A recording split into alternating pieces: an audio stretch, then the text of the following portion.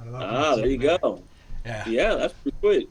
yeah, Yeah, a yeah. lot of people know about that. That was the nickname for Troy, New York, back at the turn of the previous century. They used to manufacture men's collars, so everybody could look dapper. Even the pauper in us could look good and whatnot. I like that.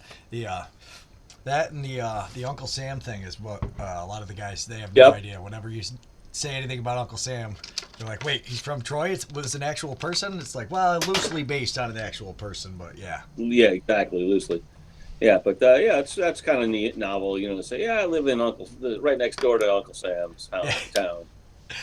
But anyways, we'll start. I guess we got Rob DiGiovanni. I know you as the Collar City Kings goalie. Why don't you run me through how we ended up there? Wow, that's that's a. Do you have enough time and beers? I actually I used to live out in this area for high school, and I went to East Greenbush High School in East Greenbush, New York, Columbia High School, and I was born and raised in Ann Arbor, Michigan. My dad was a professor at the University of Michigan, and he was also the men's lacrosse coach at the University of Michigan at the time. It was a club at its early inceptions. It's only recently been a varsity for the last, I want to say 8, 9, push maybe 10 years now. Yeah, about 10 years. So he was a coach from he was actually one of the founding fathers. And so I grew up in a locker room. My brother and I were the original turf rats. Um, when you think of that, that's two little kids, 4 and 5 years old, chasing down missed shots on the end lines during games. And I wound up coming here to live with my mother in late '79 and enrolled in high school at Columbia and got to play lacrosse, which was not going to happen living back in Ann Arbor, Michigan. There's college lacrosse, but not a lot of, high school lacrosse is only in suburban Detroit. The parochial schools, the private prep schools were the only schools that had lacrosse at the time, way back in those days. So, um, fast forward a little bit. After I graduated, I walked on to Syracuse University for a cup of coffee for 2 years to chase a dream, as it were. If you're going to go big, go big. Although just stay on the front porch, and that lasted for 2 years, and tuition was expensive coming out of my own pocket. So I actually wound up transferring out to back to Michigan to repair a grade point average that wasn't acceptable anywhere, and then to and matriculate into the University of Michigan. And while I was there, they were still a club team, and I got to play there. Um, some I got to play under my father actually, which is you know a blessing, maybe not. I'll always respect him as a coach. Very tough. He was very demanding of me. There was never any nepotism involved. It was, I was always over. My brothers and I would go over for Sunday dinner, and like in the fall, just before fall ball started, he'd be like, "So, you don't have a starting position. You have to earn it. I'm not going to be accused of nepotism. I'm not going to be, that's not going to be happening here. So if there's somebody who's better than you, you're either going to have to beat them out or you're going to be sitting and watching the games." And so I practiced hard and played harder, and was a 5 year starter there. Finished up and went and became a chef, and at Hyde Park at CIA down in downstate New York, and wound up going out to California for the last half of my life, 28 years, and living in the Monterey Bay area. I lived in San Francisco. Um, Wound up getting into box lacrosse out there. Um, I had been men's league, just kind of, generally pick up sticks. Or there was at one time there was a smallish league of about 7, 8 teams, and that kind of folded after a number of years, and wound up getting a chance to be a practice goalie for the old Albany Attack when they moved out to San Jose and became the Stealth. And so that was kind of really where I got a little taste of what it's like to play. I was always a frustrated hockey goalie who never got to play hockey. So here's a chance where, I don't have to take any more shots off the thighs. I'm all padded up. I can live out the dream of, a hockey goalie with the same mentality. And it's just another version of playing lacrosse. It's what you do in the winter to keep yourself sharp for then summer box too. So I wound up, around 2000, I just started playing box lacrosse permanently. I just hung up the field stuff and just really wanted to dedicate myself to trying to learn the game. It's a different animal from field as a goaltender. As runners, you're pretty much doing the same things, but as a goalie, your stick is making the save in field. Whereas in box, you're taking up space, you're being patient, more patient than you would be in field, and you're trying to get your body, hoping it hits you or you get a piece of it enough just to keep it out of the goal. Still the same premise. Stop more than that you let in, and then you're having a good day at the office, as it were. But yeah, I did that for like the last 20 years. Kind of learn the game and learn how to play the position based upon my size. I'm a smallish goalie at 5'8", 5'10" in the program, and so it's tougher. You got to play angles. You have to be a bit more challenging to cover your angles, especially as the goal grew. It used to be 4'6", and then it went to 4'9". So you're just like, oh, geez, I just don't have telescoping elbows. My arms aren't that wide. It's tough to cover those little bits and corners. So you have to present yourself as a bigger target and take up more space by coming forward. But then that leaves you, suspect to backdoor feeds. And of course, in box, it's one more pass is always the best option. You can get that sure slam dunk on the backside of a goal. You're really making the goalie work for his saves, and that's a thing. So I came out here to get married after 28 years to love of my life. It was a high school sweetheart. We had reconnected in 2013, and starting in like 2017, we had like a 4-year long distance, 3,000-mile romance. We'd see each other on the quarters, and meet someplace, or she'd come out to see me, or I'd come back here to East Greenbush, New York, and see her. And wound up moving back last August, the beginning of August, to live in here in upstate New York, and got involved with Albany Power doing their little box lacrosse camp, and training some of their goalies and helping them get dressed, because that's always a chore if you've never done it. And then last year was the first year of the Albany Firewolves, and I was fortunate enough to be asked to join their program and to help with their junior travel teams. And so that got me in further into the door into the lacrosse area here in Albany, and wound up coaching with Justin McKinney, who's the general manager of the College City Kings. And they're like, come on out. We're doing practices. I'm like, sure. I'd love to see some shots. It's therapy. And one thing led to another, and they're like, we're having tryouts and stuff. I'm like, well, all right, I can be there to help. You guys work on whoever's going to be your goalie. And they're like, yeah, well, we don't really have a goalie. And I'm like, well, you really want a 57-year-old as your goalie? They're like, yeah, well, we like what we see, so yeah, we'll work with you. And I'm like, all right, it's your team. you wanna sign on? I'll be there. So I wound up being there, playing all games for them. Had a great season. We had a good season. We beat the Utica Yeti for the first time. The previous year when they were what were they? They were still the Yeti, but it was the Hyenas. Was The Hyenas. That's what the College City team. Yeah. College City team was the Albany. Hyenas. Yeah, the Albany. Yeah, Hyenas. Albany. 1-year wonder. And I know they'd gotten blown out both games against the Utica Yeti, and that's where I met you that first game. I didn't know somebody was actually filming the game, and you were up there filming. I'm like, I saw it on YouTube. I'm like, you got to be kidding me! This is humorous as all hell. But it was a big step for the program, and it was nice to to feel the game again. It gives you something. At my age, I hadn't thought of being in any competitive league. Pickups fine.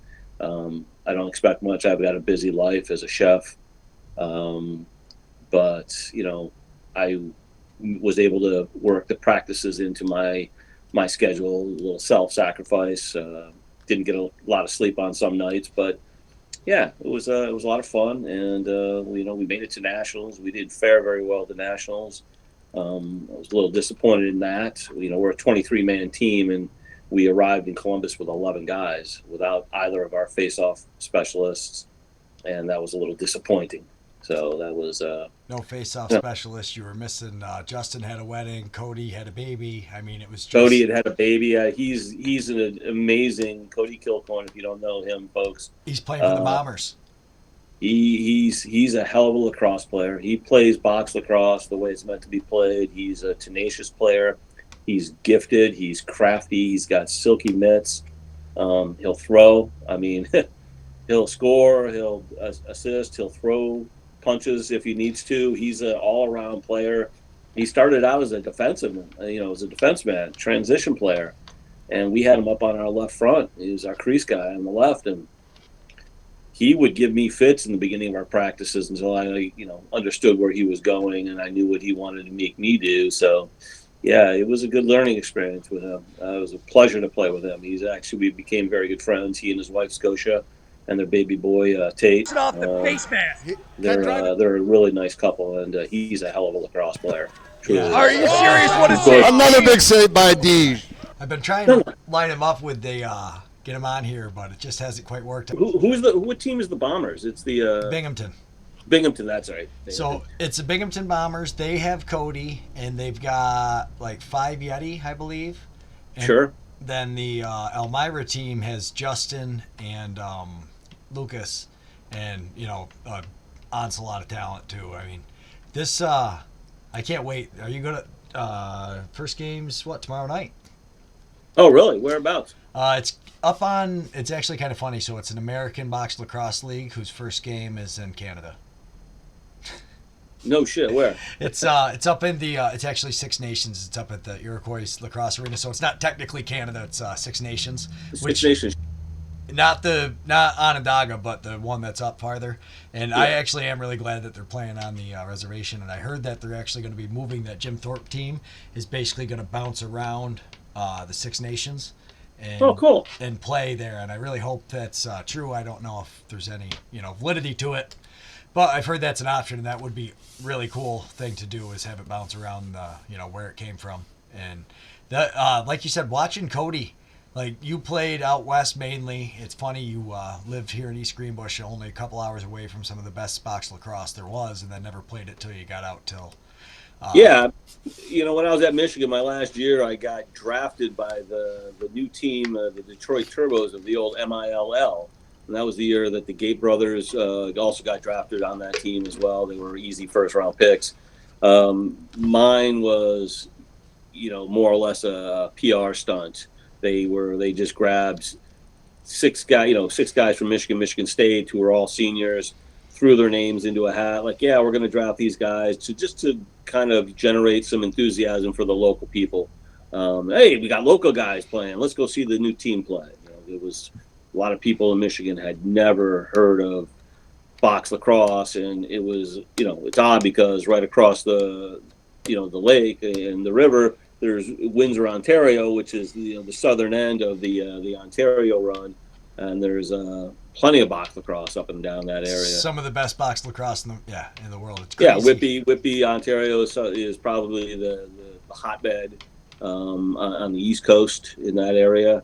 And then, of course, you go out west to Vancouver and even into Calgary. You've got a lot of places, people that play out there. So that's a lot of fun. I've been up there for that. Couple kids tournaments we took kids to, working for U.S. Boxla, Shaden Santos, who I met when I was at the Stealth. He was a captain of the team. So he kind of asked me to help with his goalies when he started U.S. Boxla for the California program. So yeah, I've been kicking it around for a long time. You've been all over the place. So, like you said, the first time at the Yeti game, but I went to a couple of your guys' practices. Oh yeah, that's right. You were sitting up in the back Pick doing up and film. tryouts. I was walking Yeah, yeah. around trying to learn. As you know, the best way to learn anything is to do it. You want to Oh, without a doubt. be a box lacrosse goalie, you got to find somebody to shoot some rubber at you. I wanted to Yeah, start but film. it was when I had the couple. We'd been playing a couple years in that program, the men's league, and then when the stealth came to town, that was an eye opener. The game was a hell of a lot different than what we had been playing, and especially as a goaltender, you're just like, wow. I remember we would do drills in practice, and it was just nonstop. I mean, the drills they do in training camps are just nonstop. They want to see who's in shape, who can do what under fatigue and duress, and Pressure. I was in pressure, and I was fortunate. Anthony Cosmo was the goaltender.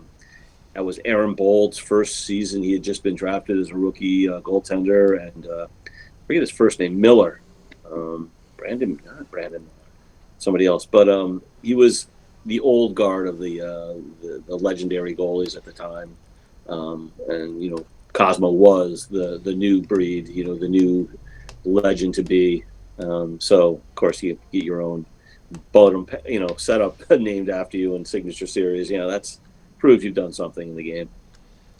Yeah, that's crazy. So like you said, you got to play with that, and then so the way those guys shoot, the professionals and those guys that have played Canada and guys like Cody who have been playing since they were a kid, it's such a different style. Like, how do you adjust to that as a goalie coming from, especially like on field, guys are more likely to shoot, in line with their body, whereas in box you see these guys reach way around and they're changing the stick angle. Yeah, they're changing the angles. You just have to, like I said, as a box goalie, you have to become more patient.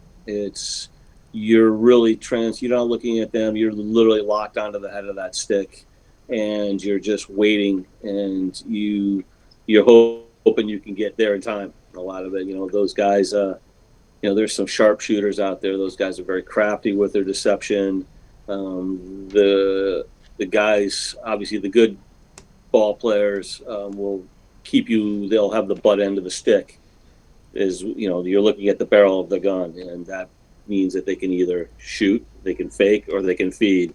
And so you've got to keep all three in mind. Once that stick comes off the shoulder, now you're looking more at either a fake or a shot. So it's it's progression. You learn the game, you learn certain nuances of players with their tendencies. You have to keep a Rolodex in your head of shooters. It's like hitters with pitchers and vice versa. What they like. You stay away from that. Guys who shoot. The really good guys. Like the Lyle Thompson, the Thompsons, and whatnot. They just have this Rolodex of shots, and it's never ending. You never see the same shot twice in a game from them, because they get you moving, and they find something, and you think you've got them, and they'll bang another shot on you. Like, what the hell is that? Just quick releases. Sometimes they won't even fake, and there'll be a shot right out of the gate, and you're sitting here waiting. Oh, look at that one. That's a nice one. And they hit corners. It's really tough when people can hit the corners, the upper 90s, and just bang bar down. There's a huge difference in your league between the players' abilities. It's like you guys have some guys who are just there showing up, kind of new to box lacrosse, played a lot of field. You've got some guys that were great field players that are now playing box, and then you've got a handful of guys that are serious box players that have played. And every team is kind of built up like that. I mean, how is it going into a game against like one of these teams you don't know as you're setting up for a shot? Is this like a young kid who's going to shoot it straight into my chest? Is this a guy? I mean, and how do you, I guess, adjust in the game for the variety of... Well, I mean, if you're talking about some of the teams in our league, that's... I mean, it was a different mindset going up to Syracuse to play up there. To Eel City, I mean, I was I didn't know that was a bucket list thing for myself, but it wound up being one over in the summer. I was like, look at that. We're going to go up there and play on the res, and up in Syracuse and Onondaga. Wow, I went in there and bit of awe, and I was on very hallowed ground, so I knew they were all legitimate ballers. You're not going to be on that. You're not making that squad unless you're a real baller. No, and what an impressive facility that is. And It's so amazing to walk in there, and of course you see all the banners hanging from the rafters, and we got a couple guys who actually played there up there to have their name on banners. That was their team that they played for. It is impressive. It's and like I said, it was very awe-inspiring. It was like you walk in and you're like, I am literally in the cradle of lacrosse. This is where this game was born, whether you're playing it indoors or outdoors. But this is where this area right here is one of those 2 or 3 places that they call the cradle of lacrosse. And like I said, it was a bucket list thing that I never knew I wanted to have on my list, but it certainly did. It was a lot of fun, and I took a bunch of pictures outside the arena after the game, and it'll definitely be one of my fondest memories of playing box lacrosse. Was getting a chance to play there. Yeah, we didn't fare so well, but again, we went up there with 9 guys. I mean, no, not even. I think we had 7. We pulled a couple guys out of the stands to run with us. That's I always call Collar City, they're the kings of the sandlot. Everybody, like, it's some of these teams, it's a different level. You've got separate general managers, coaches, whereas you guys are a bunch of grown adults who have full-time lives and don't really have that general manager who kind of puts it all together. But you guys seem to like disperse the responsibility and show up no matter if it's 7 guys or 30 guys, and you can count on the team showing up and at least throwing an effort in. Like you said, Nationals was a little rough. You guys were pretty banged up, and you lost 2 guys in the first 2 games, so that really hurt us. I realized that the team itself, Collar City, was, there were some guys on there, during practices, when you're the only goalie and you have to play half field, you get a lot of reps. And that was great because I hadn't played since 2019, all the COVID and no leagues were playing in Cali. It was great to chisel off the layers of rust. And so, I got into shape, my stamina, my timing came back, and it was great. And I realized when we went down to Philadelphia to play in the St. Patrick's Day shootout, a 1-day tournament, I don't know, 8 teams, something like that. And we 9 guys, 9 of us, no lefty. I don't think we had a lefty. And we wound up losing in the championship game by 1. And I realized, hey, these guys will put forth an effort. Whoever's going to show up is going to put forth an effort. So I mean, if we can, work on some of that commitment that some of these guys are fearful of. That's probably why they're still single. We can actually field a good quality team. I mean, that was one of the things. My fiance at the time, now my wife, she would come to all my games except for one, but she hadn't seen me play since high school, and that was in the field. So she was just enjoying watching me play, and she would chuckle to herself because people would be talking about, our team while we were down in Philadelphia. It's like, man, these guys, 9 guys? Are you kidding me? Like, and she'd hear comments about that goalie, man. What's up with that guy? And she would just be like so happy about hearing comments. And she was laughing a couple times when she could hear you doing commentary up behind her when you were filming games, and she just thought that was the funniest thing. It was so surprising to me when I found out how old you were. To watch you play and then to talk to you like face to face, you're out there like a young kid though. I mean, your position, you're all over the place, and the stamina, like you said, getting to watch you at the practice, they're half court. You're facing a shot every 30 seconds almost for an hour and a half, 2 hours. My first chance actually meeting you, I think, was down in West Rock when you guys were playing the Warhogs. I believe so. Yeah, you can. I said kiddingly, I was like, yeah, what's your number? What's your name? And I'm like, Robert DiGiovanni. I said, but that's a mouthful. Just call me Deej. And if my dad ever gets to see this, that's our family nickname. That's something that he was called in high school and in college at Cornell, and when he played at Michigan, also as a goalie and attackman. And it's stuck. It's easier. All nicknames for sports are one syllable, or it's something with a Y, Jonesy. So yeah, it was. Yeah, I told him when you were throwing out the Deej. In fact, there in the video, I think he was at the championships in the nationals. He was up behind you actually, and he was like all grinned and loving it because he was hearing your commentary. That was so cool to meet games. to meet your dad at nationals and to talk to him and to see that. Like just to see that whole national thing, the NABLL is really it's impressive what they're doing with like you said, it gives everybody a chance to play competitive again. You wouldn't think. And now, I mean, what did you say? You're 56, 57? 57. Yep, 58th lap around the sun this year. So so it'll be in July. That's crazy. So 58 years old and you're playing competitive with guys that are all making this pro league. That's got to be that must have been such a cool thing for your parents to be able to watch, for you to be able to be a part of. It was cool for me to be a part of. They showed up to that weekend for the Nationals was a Ohio State home game, and so you couldn't get a hotel room in and around Columbus proper. So they stayed, I think, like 15 miles north of Columbus in a hotel, and so they go to check in, and of course you saw my father. He's white haired, and he's 80. He'll be 82 this year, this coming year, and my stepmother would be, geez, what's she gonna be, 80? Yeah. And so they check in and like, oh, yeah, well, what brings you to Columbus? And my stepmother was so sweet. She's like, oh, we're here to watch our son play in a box lacrosse tournament. And the woman just kind of stopped and looked at her and was like, your son? And she's like, yeah, he's 57 and we still travel the country to watch him play. So the woman was duly impressed about that, and the fact that my dad came down from Ann Arbor was I was really happy to have him come down. He hadn't seen me play since my last year at Michigan in 1990. So and when he was coaching me, so a bit different, to coach somebody and then to watch somebody. Yeah.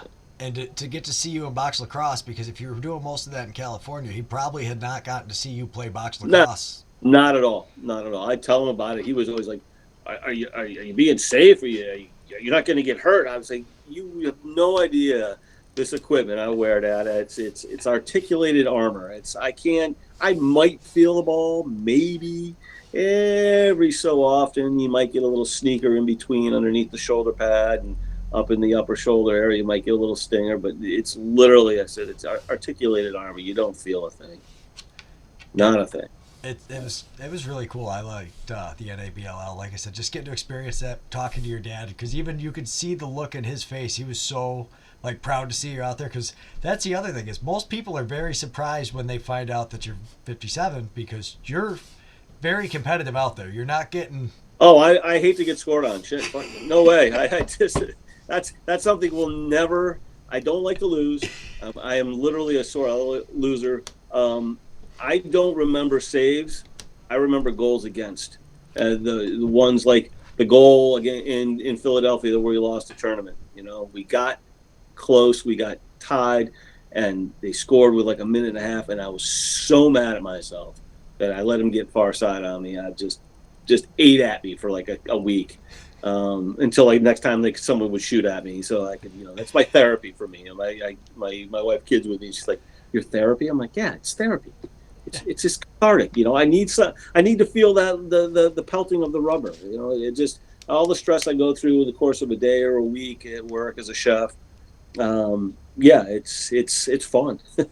It's no two ways about it. No, it's a medicine game. There's a reason everybody calls it that. It's exactly it. It's my form of medication. I enjoy it. I've always loved the game. I've loved being a goalie ever since I was a kid. My dad was a goalie, so I kind of probably where I get it from. People say you're crazy, but possibly. I just really enjoy the mental challenge of it. Yeah, so someone's always going to score on you, but can you keep them from scoring more than once? I You always know? say that's the hardest part as a goalie is you have to have a short-term memory. You have to be okay with they scored on you. Maybe it was completely your fault, but that doesn't mean you can take the rest of the game off and pout. You need to Oh, go. Yeah. absolutely not. No, no. It's that's what you try to. That's the tough thing about coaching young goalies is that mentality that's learned over years. That you cannot uh, take it hard on yourself right then and there. That one's by you. The next important shot is the next important shot. That's the one you have to concern yourself with and focus on. Everything else is already by you. You can't do anything about that. The scoreboard's not going to change. Anything you do from now on, you can only prevent goals. Once they're by you, you can't stop. And as kids, I've seen kids like give up 2, 3 goals and just like completely melt down. I had a kid when we took a California squad up to Calgary for their Canada Day tournament, and we had 2 decent goalies.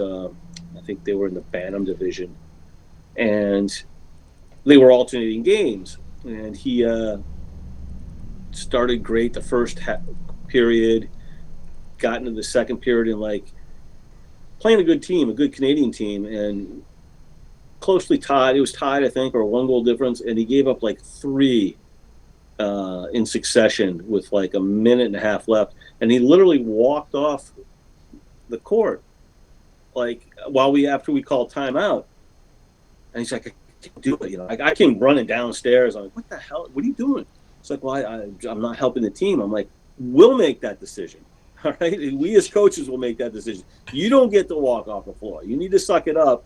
We pulled him anyway to finish the period and put the other kid in to finish.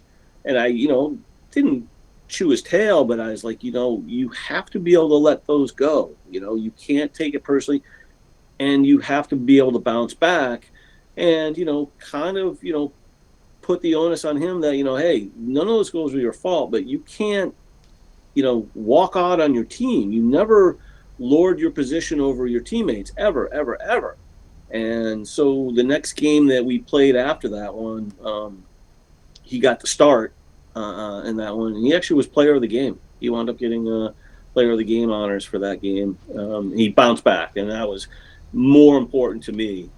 Was his rebound from an embarrassing situation where you pull yourself. That's You don't get that option.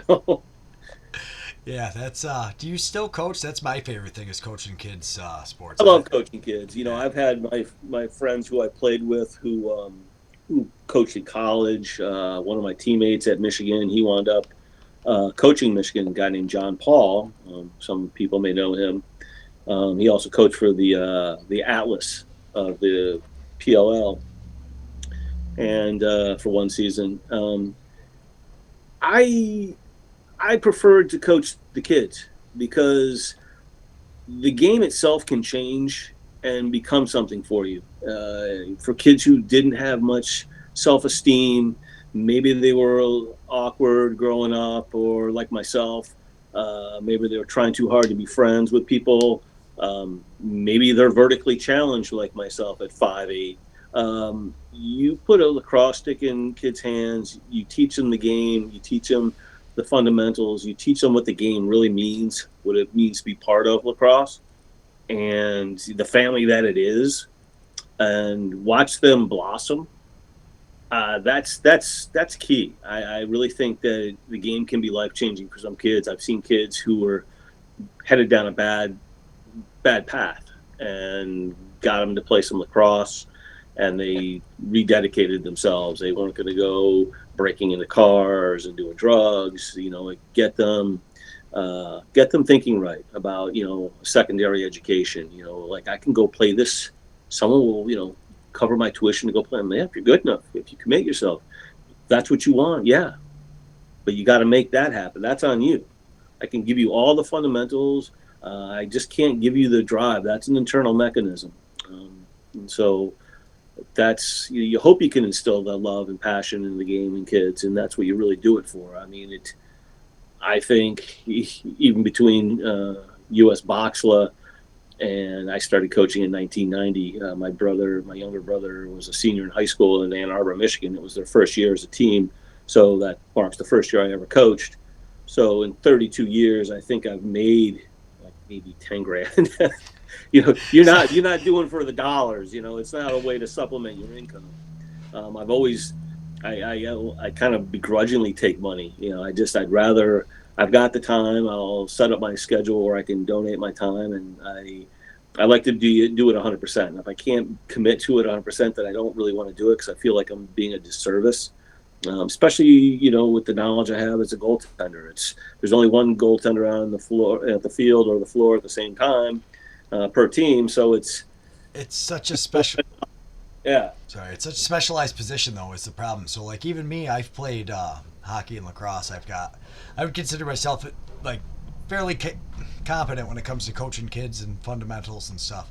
But either way, short of teaching them the angles, and the only reason I learned it was because some other guy who was nice enough to coach our goalie he took a rope, tied it around the net, and he just showed us how angles work. Basically, he had huge. I have that same. I've got yellow nylon rope that I'll tie to the base of each goalpost, and I'll pull it out to a point, and as the shooter, and this is what you get them to visualize where they need to be to cover those angles. You let them see if you step all the way back against the goal line, you're allowing all that room. Whereas if you come forward, you give them less to look at, and you don't have to cover as much. Took the goalie. Great learning tool. He took the goalie, pulled the goalie out, and he had us stand in the net, and that's what he showed. He goes, but watch this.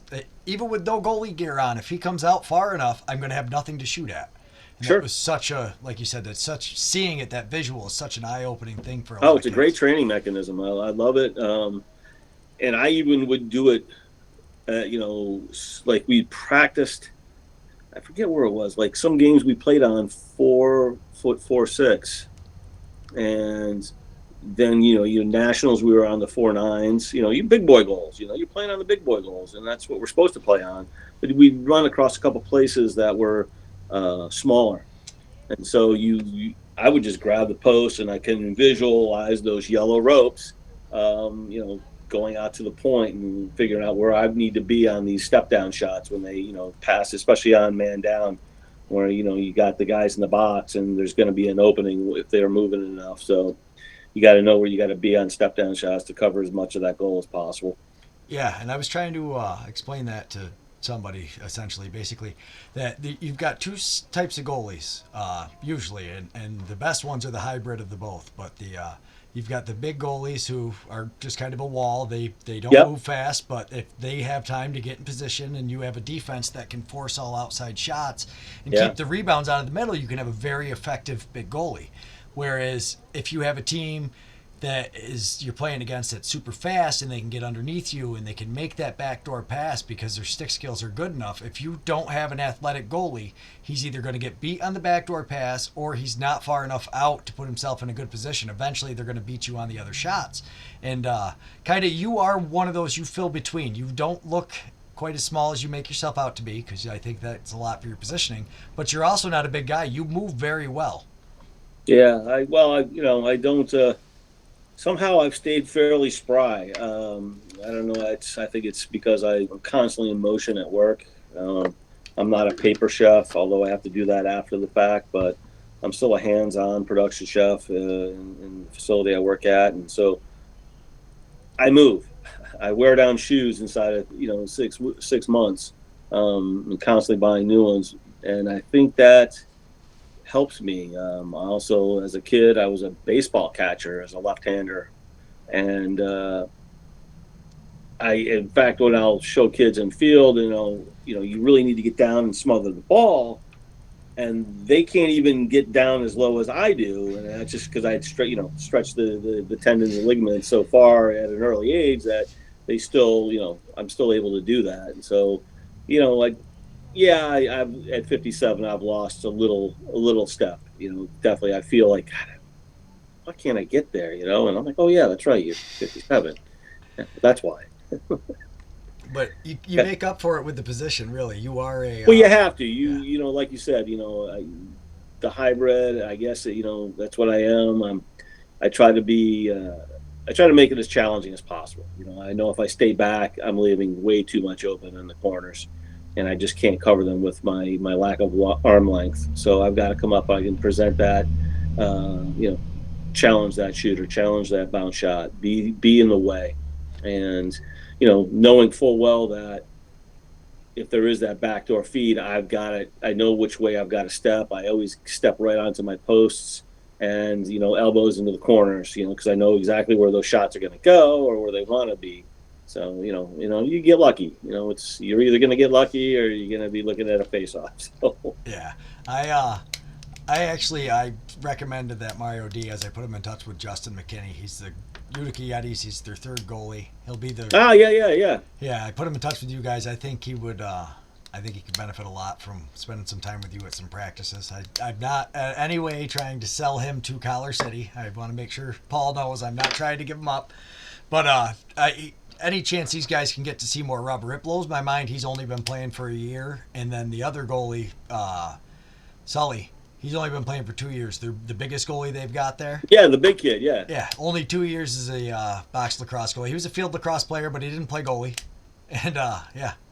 Just wanted to play. Yeah, I remember when we were warming up for the game, that first game, our opening game of the season, I'm like, Jesus, they carry 3 goalies? I'm like, God. And I'm like, well, who's going to start, And I'm like, I saw one guy. I'm like, yeah, he's probably their starter. Then I was like, oh, this big kid. And I go, no, it's the other guy. He's got to be the starter. He moves far more efficiently than the other two. Yeah, Crosby, he's been playing for a while. He's been in and out of a couple camps. He's on the PBLA Trenton team. Yeah. Oh, yeah? Yeah, he's done pretty well. He's from Florida. He was flying to play in the Yeti games. And then I think some days he would ride a train so he could work essentially while he was going to Yeti practice. That guy eats, sleeps, and breathes lacrosse. Paul said what he does before. It's something to do with computers, I think. But yeah, it just, when he's not working, I think that's all he does is play lacrosse. Well, that would be great if I could trim down my workload and, take back 20, 30 years. That'd be awesome. Yeah.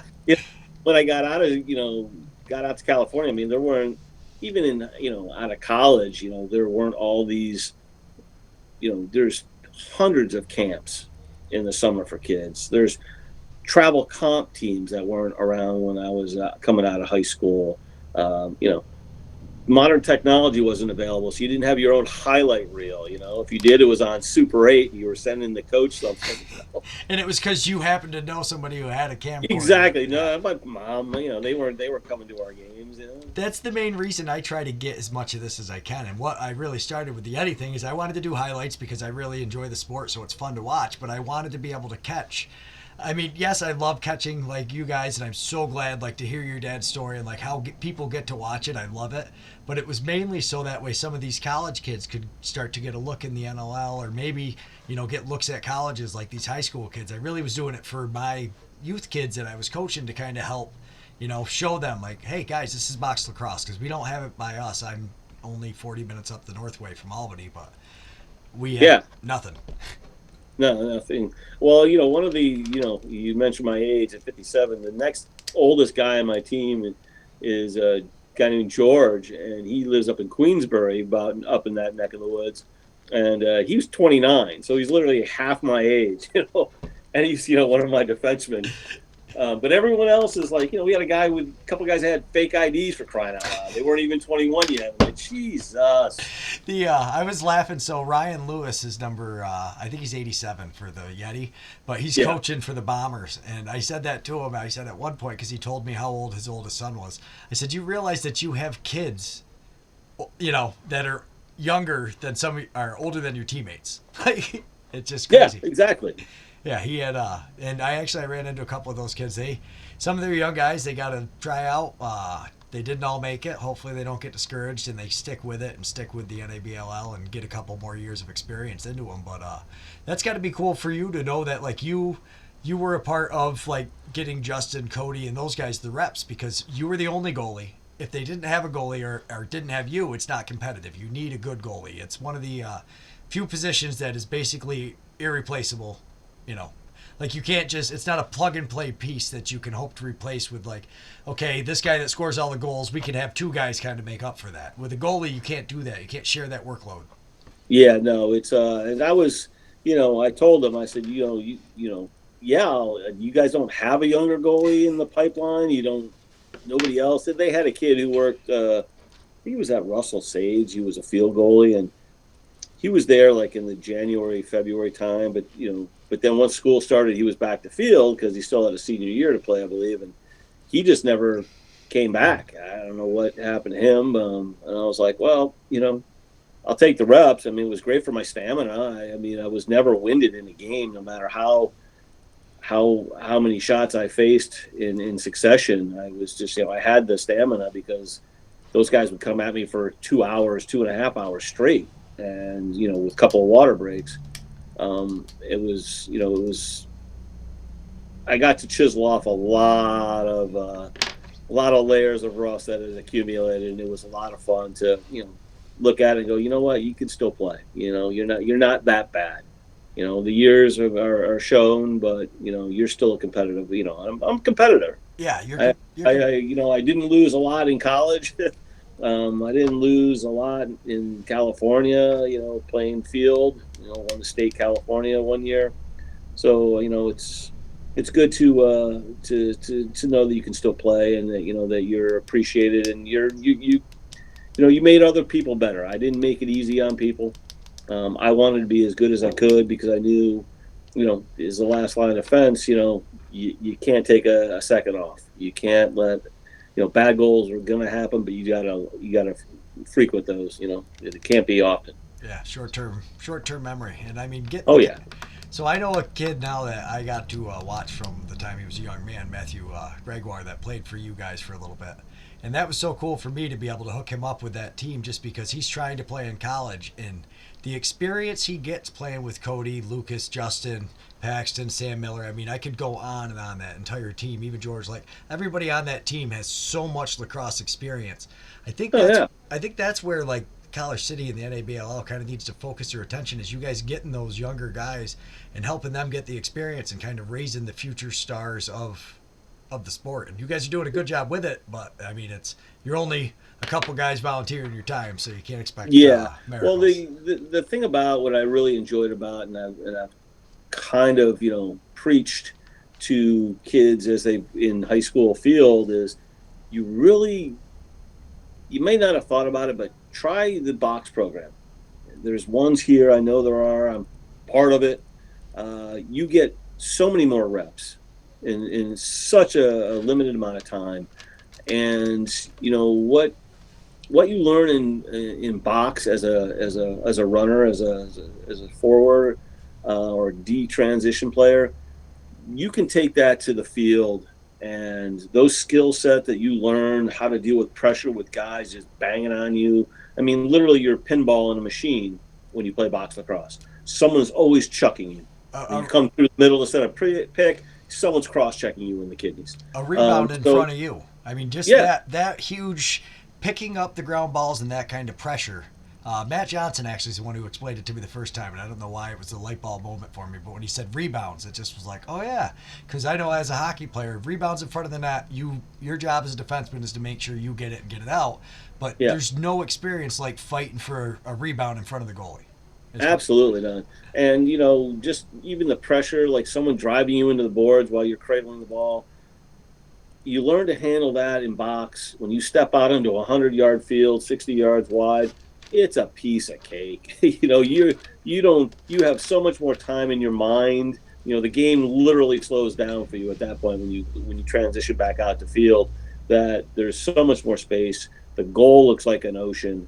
You're just going to throw the ball and you're used to putting it in tighter spots with a padded up goalie. So I've seen kids work their skills.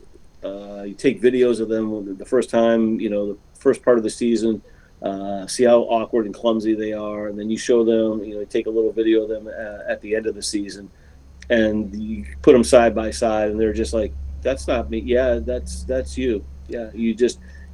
You've gotten the game. You understand. You put in so many reps that you can't help but get better. It's that simple. Conversely, you can't play field and then think you can come into the box and dominate. It just doesn't happen that way. You can be a phenomenal field player, but only very select few people can go out originally and then jump into the box arena and do well. Ryan Boyle was one. He was also on that stealth team back in the day as a rookie. There's a handful of guys that have done it, but nobody jumps right into it. It takes a few years of playing.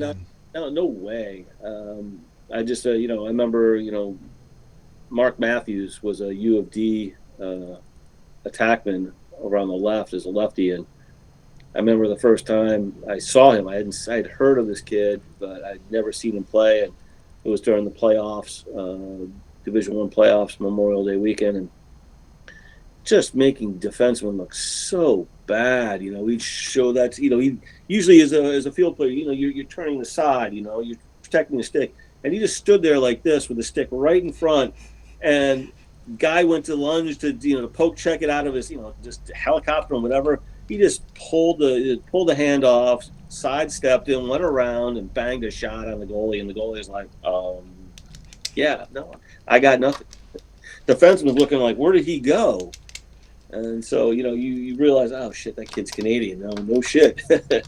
Yeah, and then you see in college lacrosse, some of the best, players of the last 10, 15 years have all been box players. They're all box players. Unless you're a midfielder who can run and happens to have the skills where you can really use your speed to stay way away from everybody, all of the all-stars for the most part are box players. They're finishers. I mean, you put a Canadian or two or someone who grew up playing, doesn't necessarily a Canadian, somebody who grew up playing box.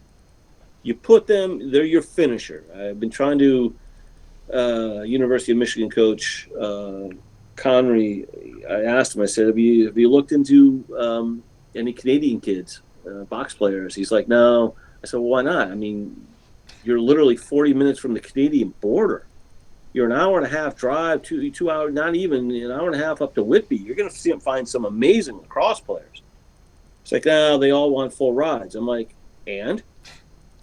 It's like, well, I like to cut up my scholarships and, get like 4 kids out of them. I'm like, would you like to win sometime soon? You bring. I know the mentality at that university. I grew up there.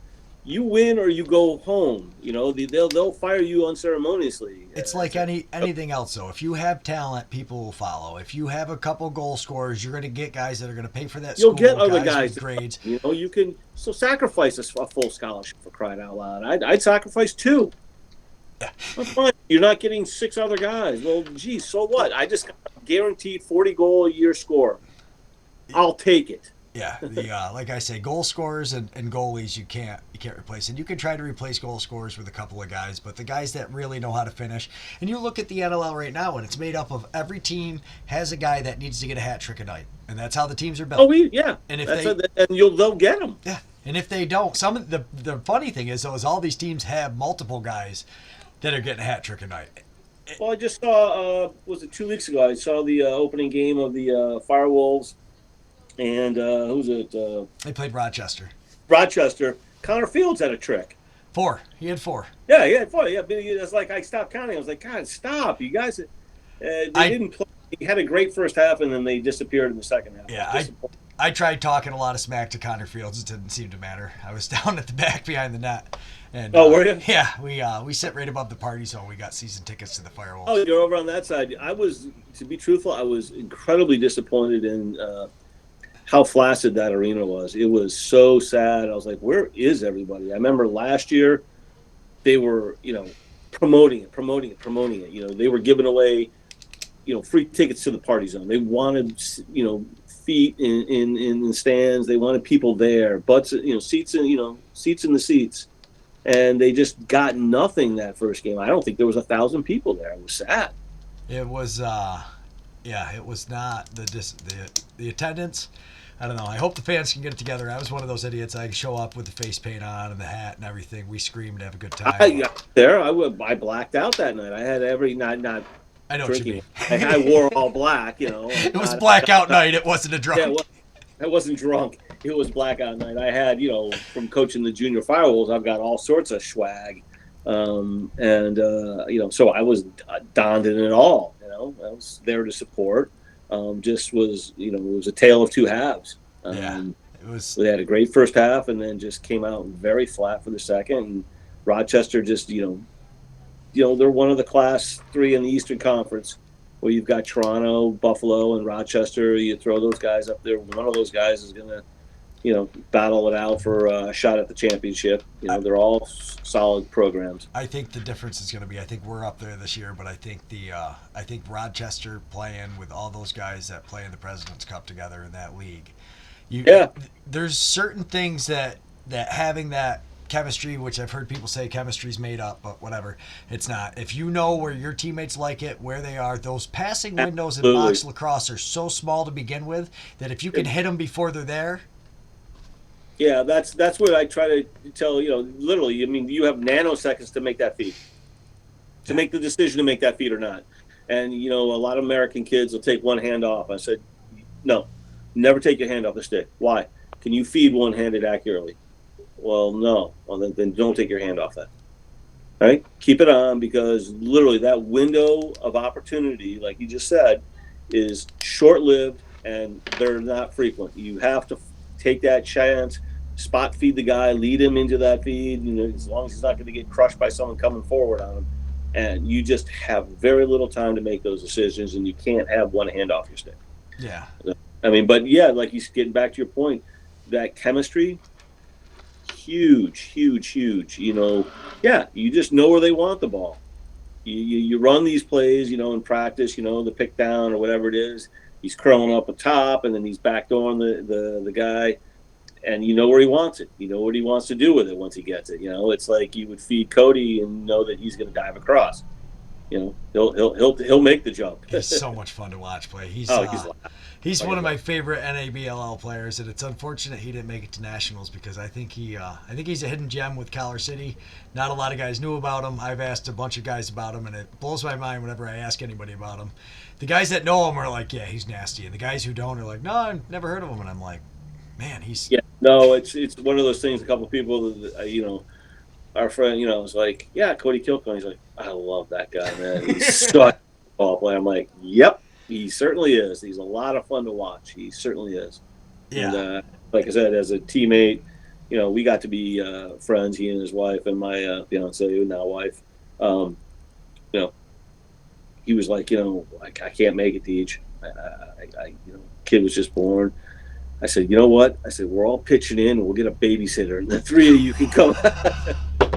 I said, you gotta come. I said, you know what? And when we got back from the nationals, I gave him a call, and yeah, sorry, it was a rough one. I said, yeah, it was. I said, he's like, are you mad that I didn't go? I said, no, man, you get carte blanche on that. That's your first child. Your wife had a difficult pregnancy, or delivery, I should say, and no. Other guys who didn't make that commitment, I haven't spoken to. I'm still a little sore about it and bitter about it, because what a lot of guys don't know is, we practice Thursday nights. And Thursday, where I work, is my inventory day. All right. So I've got to take inventory of all my fresh product and my dry storage and what my freezer going there. And then I would do that before I left for practice. I'd come home, stuff something down my throat, get something to eat, go to practice for a couple, 2.5 hours, come home, shower, get a dinner, and then I'd spend the time, like the next hour, inputting my inventory numbers into my laptop to then run my report. I'd be going to bed at midnight and getting up at 4 o'clock Friday morning. So, I mean, there's a significant, commitment on my part that a lot of guys are like, oh, I can't make the game. Why? This year will be better than last year. I don't think Justin did a bad job at all. I think, unfortunately for Justin, he was in a wedding that, a very good friend of his. And, you don't start your season, you commit to a wedding, a year in advance, and you don't expect that, the team you're going to be GMing is gonna make nationals. I mean, yeah, you don't go in thinking we want to have a shitty year and we're just kicking around, but you also don't expect the Nationals to be held that same weekend. I mean, you can Well, think all the way down the line, but you're not. No one's that a prognosticator and can foresee any of that happening. And it just was just bad timing. I mean, I thought Justin, did a good job. I think he could have held some of us a little bit more accountable for things, but everyone's trying to. we live and learn. We're Yeah, getting we live better. and It's learn, and growing. yeah, it's growing, and it's part of the league, and we still acquitted ourselves quite well. I I mean, think it wasn't bad, but yeah, no, I think you guys had a good showing. I think the team's heading in the right direction. But I mean, the other thing you got to wonder from Justin's perspective was, did he really think you guys were going to make nationals with the amount of lacrosse kids, college kids you got? I mean, they had just you playing goalie for the year. At the beginning of the year, he probably I wasn't. don't think he did. I think literally, I couldn't. If I were in his shoes, yeah, I wouldn't have expected to make nationals. No, yeah, we got some old geezer gonna suit it up for us. I got 8 kids who were in college still, so they all disappeared come end of August. So actually during the playoffs, we had one kid drive 4 hours to make the second half. Yeah, the you guys, I believe, are going to get your wish there. I think the league, we've got them all convinced that it needs to be bumped. The nationals needs to be before kids go back to college if they want this league to succeed. And I think so because everybody else who had made the nationals, their seasons were already done. We were still playing games in September. We had three games left, and then one of them was canceled because I don't know, Warthogs or somebody didn't have enough because all their guys were college kids. That's what happened with the Oswego team too up north because they don't have enough, and they're basically the model that they were looking at in some of the other teams is it's going to be at least 3 years. And I think what was brought up by a lot of the general managers, any of the teams that were like all college kids, they're 3 years before they could ever consider making nationals with any number of people. And I think, being the most competitive place where American college kids can play lacrosse, besides U.S. Boxla, is kind of got to be their focus. Yeah, I think so. Yeah. Justin Otto, one of the members of the board, So correct? there's 7 of them, yeah. Yeah. And then there's Rachel. She's the president of the league, I believe. And then you've got the guys that own the Golden Bears. They're Rich and Tony. And Okay. Then, Dave Mathers there, the goalie. He's the Seattle Kings. He's also a board member. Yep. And then Tim and I think Steve. I don't know the other two very well. I've gotten to meet the rest of them. And I've been trying. So essentially what I'm trying to do is I'm trying to set it up so Collar City, West Rock, and the Yeti games, I'm going to stream every one. Cool. Is my goal is to. So if we can get schedules out far enough ahead of time so I can kind of look at it, and we got to try to make sure like you guys don't play on the same days.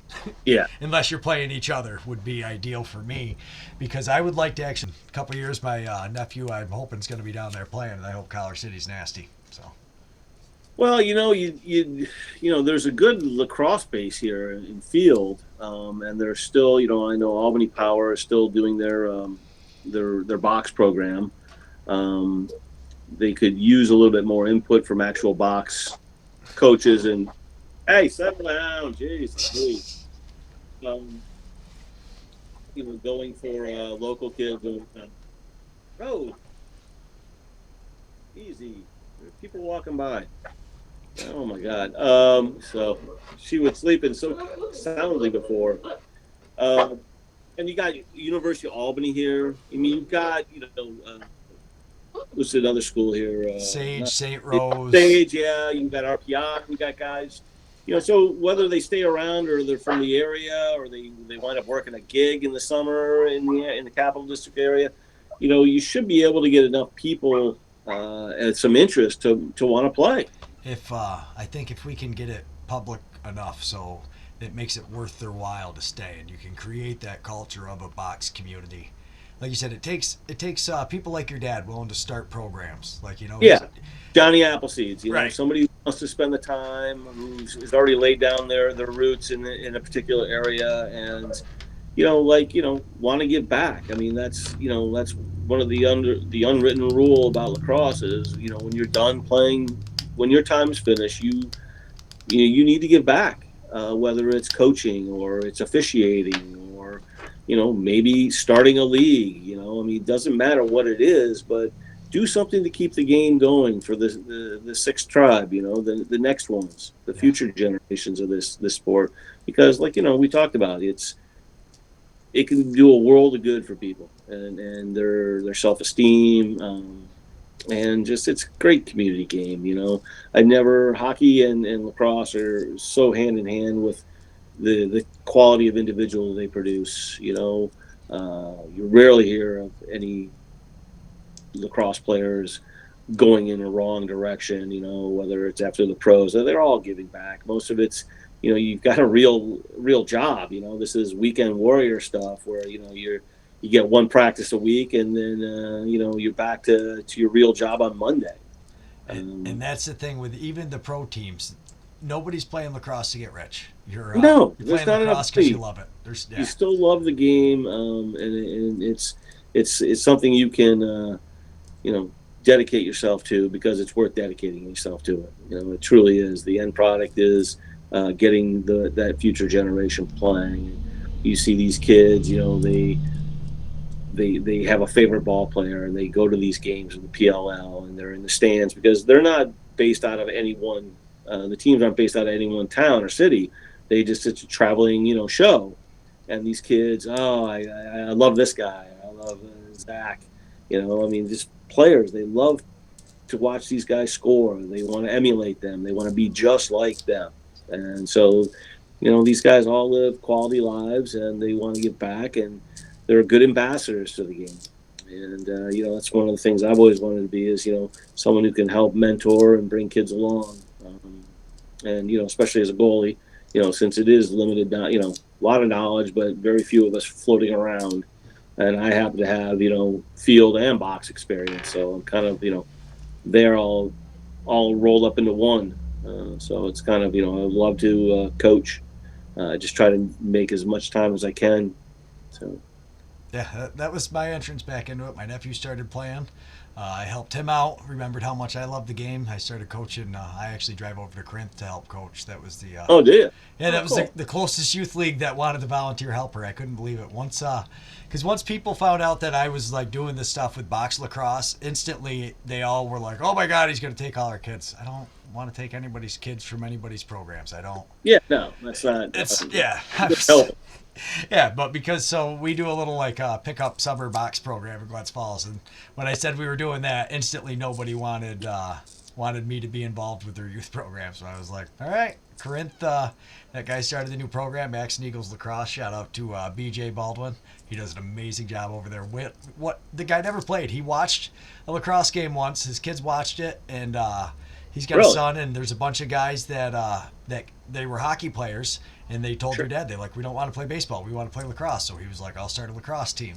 So U.S. Lacrosse, I took all the coaching certifications through U.S. Lacrosse, Hey, and so she put me in touch with this guy. Was like, hey, here's a guy who hasn't, no lacrosse experience, but so thankfully one of the other dads had some lacrosse experience, and then I go over and help him too, and I love it. But what a difference my coaching style has become since I started finding box lacrosse. Like you were explaining, the two hands on the stick, like that was commonplace for what they taught field kids. Get one hand on the stick, the other one's locked here, you're holding it away, and now, and it's so like when you watch box, all the stuff that I was taught for the attackman and knew growing up is like, I mean, granted, I didn't start playing lacrosse till 10th grade, but it's very different. Just looking at boxing, I'm a defenseman, but it did not take me long to realize a lot of that attack is bullshit. Like it's not going to work in a defensive situation. Like the spinning hands, when a guy spins hands to shoot, it takes so long to spin around and switch hands versus these guys throw a behind the back pass.